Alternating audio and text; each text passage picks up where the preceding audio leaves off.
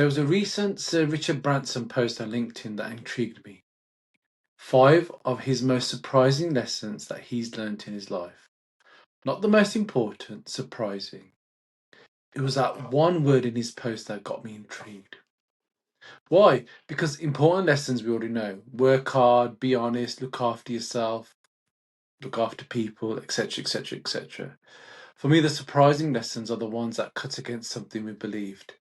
They're the ones that rearrange us. And when someone like Sir Richard's track record tells you which lessons surprised him, remember that's after 50 years of building, failing, and starting more companies than probably most of us will ever read about in a lifetime. That's worth slowing down for. So today, in this episode, which is episode 20, I want you to walk you through his 5. But I'm not going to leave you with just his, because the test of any lesson,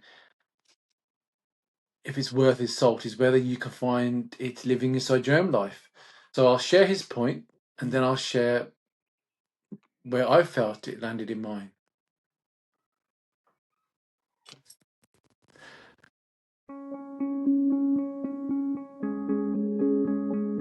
Lesson 1. You don't need a perfect idea, you need a real problem. So Sir Richard's example is Virgin Records. The brand we know today might never have existed if a postal strike hadn't forced him to pivot away from mail order. The polished plan didn't build it, the problem did. I felt this in my own way, and it didn't come from a place of unhappiness, it came from the opposite actually. So I've mentioned this many times before in previous episodes. So in December 25 at the Hakim Group annual retreat, the theme was Ikigai. And what hit me sitting in that room wasn't dissatisfaction, it was perspective. I could see more clearly than I ever had before how far I'd come as a leader, and in the same breath, how much further I have to go. Then a thought arrived that I couldn't shake. If I can share what I've learnt with the next generation of leaders, really share it, the live bits, not the polished bits, cut out the bullshit, then maybe one of those listening will be the people who I eventually hand my baton to. Someone who carries on what I've built because I gave them something useful at the right time. That was a problem. Not a problem with my life, a problem worth solving with my work. How do I pass on what I've learned before I finish learning it? I suppose this podcast and its leadership compass comes from that. And I want to be very clear with you because it matters. I'm not standing here as an expert because I'm far from that. What I am doing is I'm sharing real lived experiences, the lessons I've learned the long way round, in the hope that someone listening doesn't have to. If I'd waited until I'd had a polished framework, until I'd read every single book, until I felt qualified, I'd still be waiting. The framework didn't build the work, the desire to pass on something did. My desire to pass on something did. So Sir Richard's right. You don't need the perfect idea. You need a real problem worth solving. And sometimes the problem isn't yours to fix, it's yours to give. Lesson 2. Kindness can be a strategy, not just a virtue. This is the one where Sir Richard says he learnt from his parents. He didn't realise how far it would carry him until he was deep into building Virgin. Kindness builds trust fast. Relationships beat transactions, so as long as they're authentic, and that's really important. But they can also be strategic. I mean, kindness doesn't surprise me. It's one of my kind of non-negotiable or key values. It's how my parents have raised me. It's how I try to lead and how I want my children to move through their lives in this world. But what did surprise me, this was years ago, was discovering that there was a theory behind it, what I'd been doing on instinct. So a dear friend of mine, Neil Hilton, he told me to read a book, Dale Carnegie's How to Win Friends and Influence People, as he felt that it would resonate with me. And I remember thinking, so this is why it works, having read it. It wasn't just that being kind felt right. It was that being kind, genuinely kind, and that's the key, was one of the most effective things a leader can do. And the book by Dale Carnegie puts words to leadership style that I've been living, but without being able to explain. Now, one of my various roles, I sit on Shark League inside the Hakim Group, and that's a advisory layer between kind of Hakim Group HQ and our practice owners.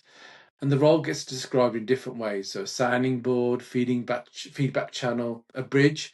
But one of the most important things is the ability to mentor new directors, the ones a few years behind on the journey, the ones working through the same questions some of us worked through 5, 10 years ago. Mentoring can take time. Honest answers to questions where probably the polished answer will be quicker. And none of this shows on your P&L or spreadsheet. And here's where so Richard's lesson, Carnegie's theory, and my own practice all meet. The business owners who feel mentored are the ones who stay, who invest, who build. They become the people who hopefully eventually will mentor the next wave behind them. And that's exactly the kind of mindset that Imran has instilled within the Hakim Group, and how the Hakim Group is growing through people giving, through people who were given time when they needed it and who pass that time on. Kindness compounding. And it only works if the kindness is authentic. The moment a mentoring relationship becomes transactional, the moment it's a tick box or a tactic, it dies. People can feel that instantly. They don't always say it, they just stop showing up. So Richard's right. Kindness can be authentic and strategic, but the order matters. Authenticity first, strategy after. And sometimes the most strategic thing you can do for the group that you're part of is give someone an hour of your time without an agenda. Lesson 3. The scariest moments bring the most clarity. The example Sir Richard used was writing a letter to his children before a hot air balloon expedition, that there was a fear that might not bring him home. Near-death moments stripping the noise away. Now, my scariest moment wasn't that dramatic or physical, but it was leaving when I decided to leave Vision Express. 16 of my 19 years at that time in the profession had been with them. In those 16 years, I knew the systems, I knew the people, I knew the language, I knew what good looked like, I knew what bad looked like, and I knew exactly where I sat in all of it. But I was unhappy. And this is the bit that's hard to admit. I was comfortably happy. It was a devil I knew. The Hakim Group opportunity came, and on paper it was the right move. Everything in me knew it was a right move. But the thought of actually walking away from 16 years of certainty, the version of myself I built inside that company, was genuinely terrifying.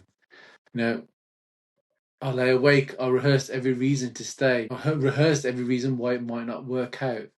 But then one moment of clarity cut through all of it. I imagine myself 5 years from that point, still at the same place, still unhappy, still complaining about my situation, but having done nothing about it. I thought, is that the version of me that I can live with? That was a question, and the answer was no, not even close. That fear, that scary lying awake, what if this doesn't work fear, was the thing that finally gave me the clarity to go. Without it, I'll still be there, unhappy, and explain to whoever would listen exactly why I couldn't leave. Performing the trapped by circumstances story that I've told myself for years. What I learnt is this: fear isn't the enemy of a good decision, it's often the proof you're standing in front of one. The decisions that don't scare you are usually the decisions that don't matter, while the ones that do scare you, they're the ones with the future in them. So Richard's writing letters before a balloon flight. I was applying for a role within the Hakim Group. The stories are different. The principle is identical. Fear is a clarifier. It tells you what actually matters, and once you know what matters, the only thing left is to move. Lesson 4. Most people are just as uncertain as you are. So Richard says he learnt this as a teenager, pretending to be a credible publisher, calling executives from a phone box, sounding far more experienced than he was. Then again, all through the Virgin years, powerful executives, global rock stars, people he assumed had it all figured out. None of them did. This is the one that surprised me the most, and I'll tell you why. Because the surprise wasn't really about other people. It's about what happened to my leadership when I stopped pretending. In the early part of my career, I carried an assumption around with me, completely unspoken, never written down, but absolute. Leaders must have all the answers. That's the job. Someone who walks into the office with a problem, you give them the answer. Someone asks the question in a meeting, you have a response. Someone looks to you for direction, you point. Not knowing was in my head the same thing as not leading. So I performed not admitting I truly didn't know for years. But the shift came slowly, and it came from finally putting myself in rooms where the people around me generally knew more than what I did. People and friends and mentors who'd done what I was trying to do. And there's that saying, if you're the smartest person in the room, you're in the wrong room. I'd heard it for years. I don't think I really understood it until I started feeling the opposite. Being one of the less knowledgeable people in the room and noticing that discomfort I felt wasn't weakness, it was learning. And then I started doing something I'd never properly done before. I said I don't know out loud in meetings to my teams. What do you think? And here's a real surprise that came. I'd expected at best to feel less alone, to discover the room was full of people just as uncertain as I was. Yes, that did happen, but what I didn't expect was what admitting it did to my leadership. It built trust, faster, deeper, more durable trust than anything I'd ever performed my way into. People stood up, people stopped looking at me, waiting for the answer, and started looking around the room, contributing, owning. It empowered them. And the rooms got smarter because I was no longer using my voice to fill the silence. I was using it to invite the people around me who often knew more than I did to fill it instead. That's the surprise. Not that other people are uncertain. The surprise is that owning your own uncertainty is one of the fastest ways to build a stronger team than you'd have built by pretending. You get trust, you get empowerment, you get smarter people around you doing more of their best work. So Richard says the power comes from being scared but showing up anyway. I'd add to this. The power also comes from not knowing and saying, I don't know. I don't know is a leadership move. Most people in the room are just as uncertain as you are, and the moment you admit it first, you don't lose authority, you build something better. Now, the final lesson, lesson 5, being calm is more important than being right. So Richard says it plainly. In a stressful situation, composure is more important than volume. Panicking and overthinking is your biggest enemy.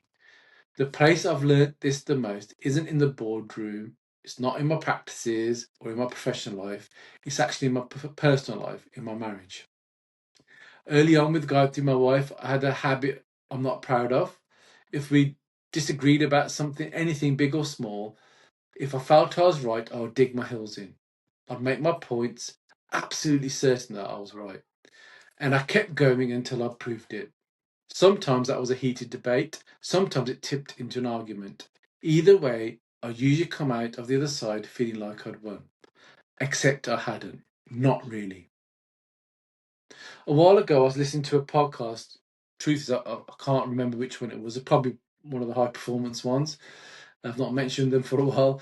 And the guest said something that stopped me. He said, when it's someone you love, what's the point of proving you're right? You're doing it to win, but by you winning, the person you love the most loses. That loss makes them feel sad. They feel small. They feel unheard. So if you love someone and you're insisting on being right purely to satisfy your own ego, why would you want them to feel that? Nobody wins. You've just upset the person you love the most. Now that hit me straight away because I realised I've been doing exactly that for a few years, unfortunately. Sorry, Gayatri. Calling it discussion, calling it standing my ground, calling it wherever I needed to call it to avoid the simpler word, which, on reflection, was my ego. The volume wasn't even loud, it didn't need to be. The need to be right was doing all the damage on its own. What I've been working on since, and God will tell you I'm still working on it, is the smallest possible shift. In the moment I feel the heels going in, I try to ask myself one question. What am I actually trying to win here? I want to score the point more than I want us to move on. I want my ego intact more than I want the evening to be peaceful and joyful. Once you name that, the urge to dig in usually deflates. Not always, but usually. So Richard is talking about composure in a crisis, the boardroom, the high stakes call, and he's right about all of those. But I think the harder version of this lesson, the one that gets lived in a marriage, in a friendship, in a parent-child conversation, is composure when the only thing on the line is your own ego. And that's where most of us actually fail. Not in the big moments, in the small ones, with the people we love the most.